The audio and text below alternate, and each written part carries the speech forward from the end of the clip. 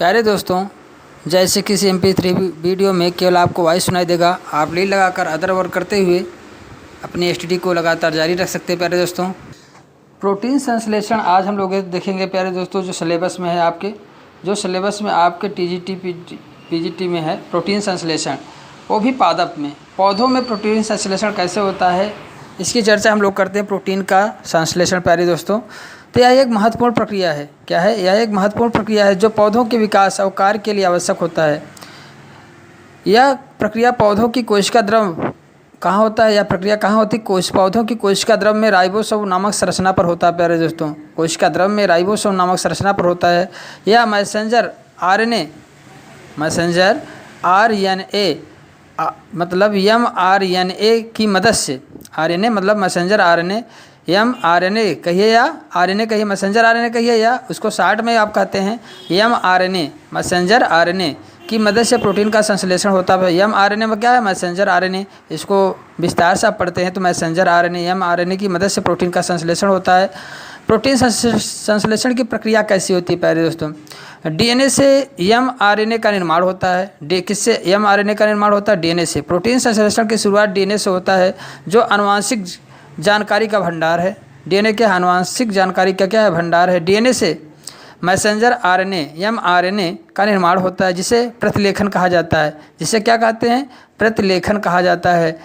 mRNA की कोशिका द्रव में हस्तांतरण DNA से हुआ, उसके बाद कोशिका द्रव में हस्तांतरण होता है। प्यारे दोस्तों, मैसेंजर RNA जो DNA से प्राप्त संदेश को ले जाता है, कोशिका द्रव में राइबोसोम तक पहुंचाता है। कोशिका द्रव में राइबोसोम तक पहुंचाता है। प्यारे दोस्तों, मैसेंजर RNA को राइबोसोम तक पहुंचाता है। तो राइबोसोम में प्रोटीन का संश्लेषण होता है। राइबोसोम मैसेंजर RNA के संदेश को डिकोड करते हैं।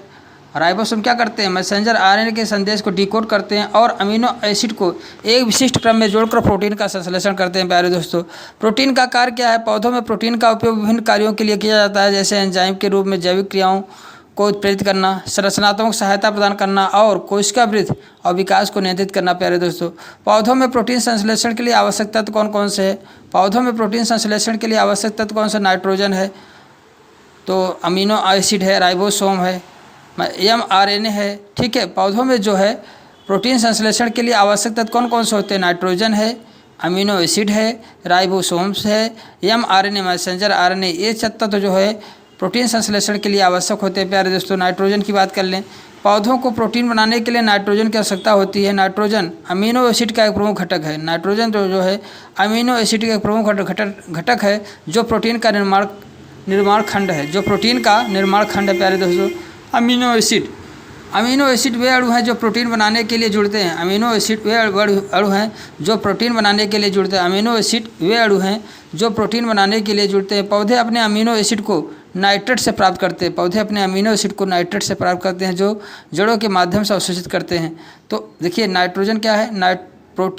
पौधों में प्रोटीन बनाने के लिए नाइट्रोजन की आवश्यकता होती है। नाइट्रोजन अमीनो एसिड का एक प्रमुख घटक है जो प्रोटीन का निर्माण करता है। यार, अमीनो एसिड का क्या है? नाइट्रोजन एक प्रमुख घटक है जो प्रोटीन का निर्माण करता है। अमीनो एसिड वे अणु हैं जो प्रोटीन बनाने के लिए जुड़ते हैं। पौधे अपने अमीनो एसिड को नाइट्रेट से प्राप्त करते हैं। पौधे अपने अमीनो एसिड को किससे प्राप्त करते हैं? नाइट्रेट से प्राप्त करते हैं, जो जड़ों के माध्यम से अवशोषित करते हैं। राइबोसोम प्रोटीन संश्लेषण के लिए आवश्यक कोशिकांग है। एक कोशिका द्रव और एंडोप्लाज्मिक रेटिकुलम में पाए जाते हैं। एक कोशिका द्रव और एंडोप्लाज्मिक रेटिकुलम में पाए जाते हैं। प्यारे, एंडोप्लाज्मिक रेटिकुलम में जो है राइबोसोम पाए जाते हैं। एंडोप्लाज्मिक रेटिकुलम में और कोशिका द्रव में राइबोसोम पाए जाते हैं। मैसेंजर RNA जो होता है DNA से प्राप्त प्रोटीन संश्लेषण के संदेश ले जाता है। प्यारे दोस्तों, अगर हम देखें तो पौधों में प्रोटीन संश्लेषण का महत्व क्या है? प्यारे दोस्तों, पौधों में प्रोटीन संश्लेषण एक अत्यंत महत्वपूर्ण प्रक्रिया है जो पौधों के विकास और उसके उत्तरजीविता के लिए आवश्यक होता है। प्रोटीन पौधों के कई महत्वपूर्ण कार्य करते हैं, जैसे एंजाइम के रूप में कार्य करना। प्रोटीन एंजाइम के रूप में कार्य करते हैं जो पौधों में होने वाली विभिन्न जैविक प्रक्रियाओं को उत्प्रेरित करते हैं। संरचनात्मक सहायता प्रदान करना। प्रोटीन पौधों की कोशिकाओं ऊतकों को संरचनात्मक सहायता प्रदान करते हैं। प्रोटीन जो होते हैं पौधों की कोशिकाओं और ऊतकों को संरचनात्मक सहायता प्रदान करते हैं। पोषक तत्वों का परिवहन। प्रोटीन पोषक तत्वों के परिवहन में भी भूमिका निभाते हैं। प्रोटीन जो होता है पोषक तत्वों के परिवहन में भी भूमिका निभाते हैं। विकास और विकास को नियंत्रित करना। प्रोटीन पौधों के विकास और विकास को नियंत्रित करने में भी महत्वपूर्ण भूमिका निभाते हैं, उसके विकास में भी महत्वपूर्ण भूमिका निभाते हैं। पौधों में प्रोटीन संश्लेषण एक जटिल प्रक्रिया है जो पौधों के जीवन के लिए आवश्यक होता है। यह प्रक्रिया पौधों के विभिन्न प्रकार के कार्यों को करने और जीवित रहने में सक्षम होता है।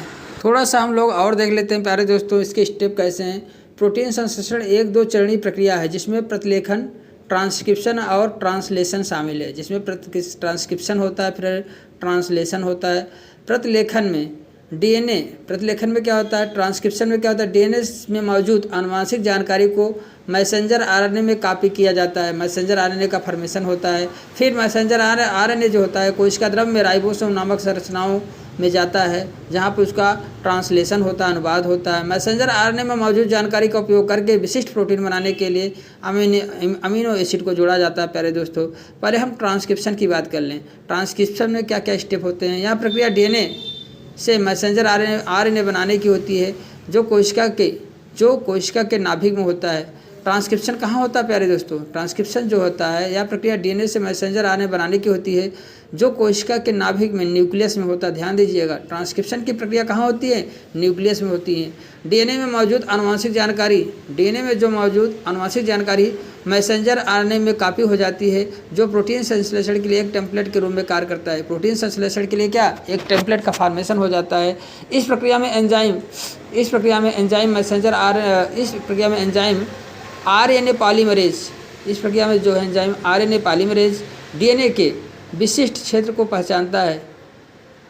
आरएनए पॉलीमरेज डीएनए के विशिष्ट क्षेत्र को पहचानता है और मैसेंजर आरएनए का संश्लेषण शुरू करता है। आरएनए पॉलीमरेज जो होता है डीएनए के उस विशिष्ट क्षेत्र को पहचानता है और मैसेंजर आरएनए का निर्माण कौन करता है, आरएनए पॉलीमरेज एंजाइम डीएनए के उस विशिष्ट क्षेत्र को पहचान कर वहाँ से तोड़ता है और मैसेंजर आरएनए का निर्माण करता है। रिस्ट्रक्शन एंजाइम की तरह जैसे काम करता है। मैसेंजर आरएनए फिर नाभिक से कोशिका द्रव में चला जाता है जहाँ प्रोटीन का संश्लेषण होता है। प्यारे दोस्तों, उसके बाद की कंडीशन क्या होती है, ट्रांसलेशन होता है, अनुवाद जिसे हम कहते हैं। यह प्रक्रिया मैसेंजर आरएनए में मौजूद जानकारी का उपयोग करके प्रोटीन बनाने के लिए अमीनो एसिड को जोड़ते हैं। यह प्रक्रिया मैसेंजर आरएनए में मौजूद जानकारी का उपयोग करके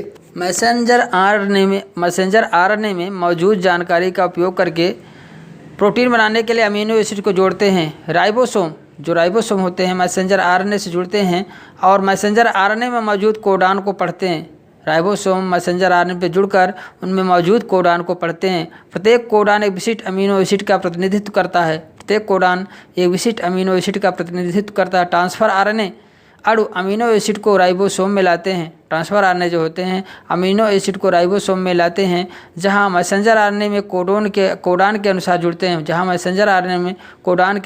यह प्रक्रिया तब तक जारी रहता है जब तक कि एक स्टॉप कोडान नहीं आ जाता है जो प्रोटीन संश्लेषण को समाप्त कर देता है। इस प्रकार एक विशिष्ट अमीनो एसिड अनुक्रम वाला एक प्रोटीन बनता है। प्यारे दोस्तों, प्रोटीन संश्लेषण में आवश्यक तत्व कौन कौन से होते हैं, डीएनए होता है। प्रोटीन संश्लेषण की आनुवांशिक जानकारी का स्रोत है और मैसेंजर आरएनए होता है। इसमें डीएनए की जानकारी को राइबोसोम तक ले जाता है। किसके पास ले जाता है, राइबोसोम तक ले जाता है। ट्रांसफर आरएनए होता है अमीनो एसिड को राइबोसोम तक ले जाते हैं। अमीनो एसिड को कहाँ ले जाता है, राइबोसोम तक ले जाता है। राइबोसोम क्या करता है, प्रोटीन संश्लेषण का स्थान है। प्यारे दोस्तों, प्रोटीन संश्लेषण का स्थान क्या है, राइबोसोम है। और अमीनो एसिड क्या होता है, प्रोटीन बनाने के लिए आवश्यक बिल्डिंग ब्लॉक तत्व है। एंजाइम प्रतिलेखन और अनुवादन प्रक्रियाओं में शामिल होते हैं। एंजाइम जो होते हैं प्रतिलेखन मतलब ट्रांसक्रिप्शन और ट्रांसलेशन प्रक्रियाओं में शामिल होते हैं। पौधों में प्रोटीन संश्लेषण का क्या महत्व है, पौधे अपने विकास के विभिन्न जैविक क्रियाओं के लिए प्रोटीन पर निर्भर होते हैं। प्रोटीन पौधों के एंजाइम संरचनात्मक घटकों परिवहन प्रोटीन के रूप में कार्य करते हैं। उदाहरण के लिए रूबिस्को प्रकाश संश्लेषण में महत्वपूर्ण प्रोटीन है, मतलब एंजाइम के रूप में कार्य करते हैं। प्यारे दोस्तों, पौधों में प्रोटीन संश्लेषण की दर को नियंत्रित करने पौधों को विभिन्न परिस्थितियों में अनुकूलित किया जा सकता है। प्यारे दोस्तों, इस प्रकार से पादप के जो हम लोगों ने प्रोटीन संश्लेषण की पढ़े, तो इसी प्रकार से प्रोटीन संश्लेषण का एक शार्ट वीडियो था प्यारे दोस्तों। तो इस शार्ट वीडियो था प्यारे दोस्तों, प्रोटीन संश्लेषण में बहुत शार्ट वीडियो में आपको डिस्प्लेन किया गया, जो कि आपको जनरल जो है कॉन्सेप्ट क्लियर हुआ होगा प्यारे दोस्तों। तो इसी के साथ इस वीडियो को समाप्त करते हैं। आप लोग एक लाइक तो कर दें, चैनल को सब्सक्राइब नहीं किया प्यारे दोस्तों, चैनल को सब्सक्राइब कर दें। Thank you for watching video, bye bye.